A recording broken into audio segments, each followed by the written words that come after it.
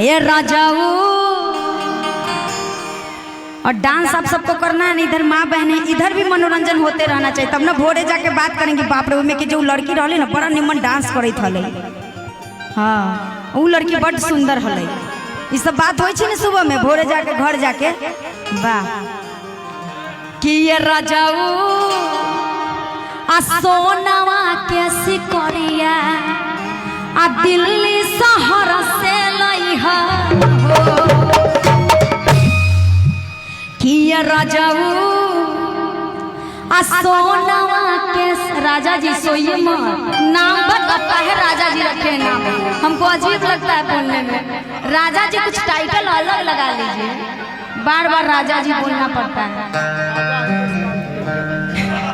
लोग कहेगा शादी उदी हो गया पति को लेकर के जल्दी से लेकर राजा जी नाम में थोड़ा टाइटल लगा लीजिए, सीधा पर राजा राजा मवाली कर लीजिए, राधा कुछ भी लगा सकते हैं, राजा हिंदुस्तानी भी लगा सकते हैं क्या कि ये राजाओ आ सोनावा के सिकरिया आ दिल्ली शहर से लइहा। देखिए डांस करने वाले शेर सही में झारखंड में पावर बा बानू।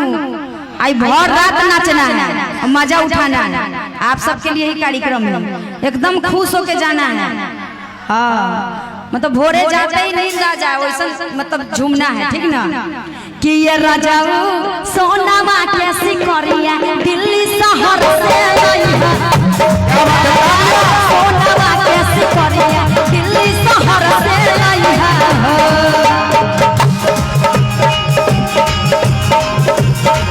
मीठी मीठी तालियां बजा दीजिए एक बार, तालियां।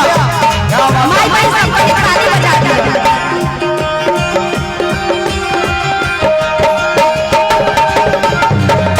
ए राजा सोनावा के सिकरिया दिल्ली शहर से लइहा।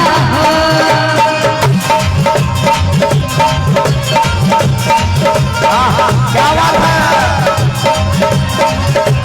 क्या बात है।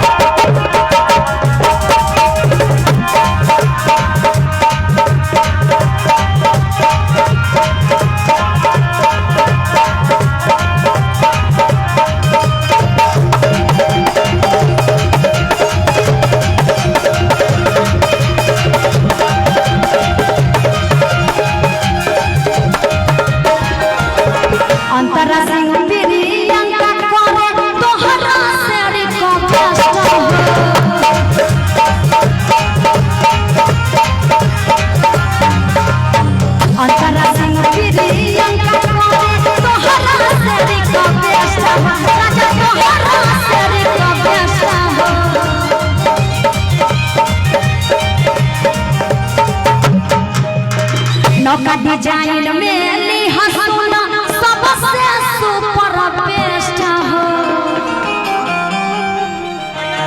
अरे अंतरा सिंह प्रियंका करे अरे कि तोहरा से रिक्वेस्ट हो। आ का डिजाइन में अली हसुना सबसे सुपर बेस्ट हो कि दिल्ली शहर से लाई हो दिल्ली शहर से लाई हो कि तो हंसे इतना धूम धूम क्यों बजा रहा साथ में बजाइए हर बराई नहीं बांध के बजाइए कि तो हंसे कोहली तो हर में हरिया पतिया जन भूलइहा राजा सोनवा कैसी करिया दिल्ली शहर से लइहा